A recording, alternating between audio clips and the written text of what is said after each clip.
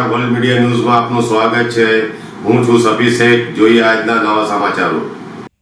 અષાઢી બ્રિજના પાવન પર્વ ભરૂચ શહેરમાં ભગવાન જગન્નાથજીની 3 અલગ અલગ રથયાત્રાઓ નીકળવાની હોવાથી પોલીસ વિભાગે સુરક્ષાને સર્વોચ્ચ પ્રાથમિકતા આપી છે। શહેરના સંવેદનશીલ વિસ્તારોમાં પોલીસ દ્વારા સઘન પેટ્રોલિંગ, જાહેર સ્થળોએ ચેકિંગ અને સતત નજર રાખવાની કામગીરી હાથ ધરવામાં આવી છે।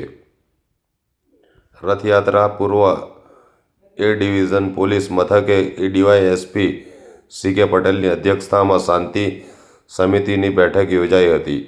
બેઠકમાં હિન્દુ અને મુસ્લિમ સમાજના આગેવાનો, વેપારીઓ તથા વિવિધ સંગઠનોના પ્રતિનિધિઓ ઉપસ્થિત રહ્યા હતા। કોમી એકતા અને ભાઈચારાના વાતાવરણમાં રથયાત્રા સંપન્ન થાય તે માટે તમામ સમાજના આગેવાનોએ પોલીસને સહકાર આપવાની ખાતરી આપી હતી।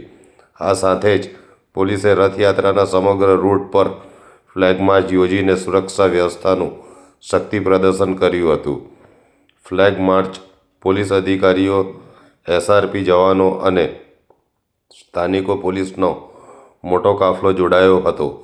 પોલીસે નાગરિકોને અફવાઓથી દૂર રહેવા, સોશિયલ મીડિયામાં કોઈ પણ ભ્રામક માહિતી ફેલાવવાથી બચવા અને કોઈ શંકાસ્પદ પ્રવૃત્તિ જણાય તો તાત્કાલિક પોલીસને જાણ કરવાની અપીલ કરી છે।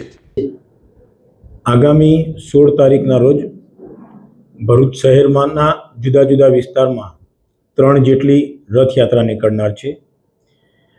ભરૂચ શહેરમાં આ ત્રણેય રથયાત્રાઓ બહુ શાંતિમય વાતાવરણમાં નીકળે અને આ રથયાત્રાનો પ્રસંગ શાંતિપૂર્ણ અને ભાઈચારાના વાતાવરણમાં પાર પડે તે હેતુસર આજે ભરૂચ શહેરના હિન્દુ, મુસ્લિમ બંને કોમોના આગેવાનોની આજે એક શાંતિ સમિતિની એક મિટિંગ બોલાવવામાં આવેલી હતી અને તેઓને આ બાબતે અપીલ કરવામાં આવેલી હતી। તો બંને સમુદાયના આગેવાનોએ આ યાત્રા પ્રસંગ બહુ શાંતિમય વાતાવરણમાં પૂર્ણ થશે એવી ખાતરી આપેલી છે અને પોલીસ દ્વારા પણ ભરૂચ જિલ્લા પોલીસ અધિક્ષક શ્રી અક્ષયરાજ મકવાણા સાહેબના માર્ગદર્શન હેઠળ આ ત્રણેય યાત્રાઓ બહુ શાંતિમય વાતાવરણમાં નીકળે અને શાંતિમય વાતાવરણમાં પૂર્ણ થાય એ હેતુસર પૂરતો બંદોબસ્ત રાખવામાં આવનાર છે।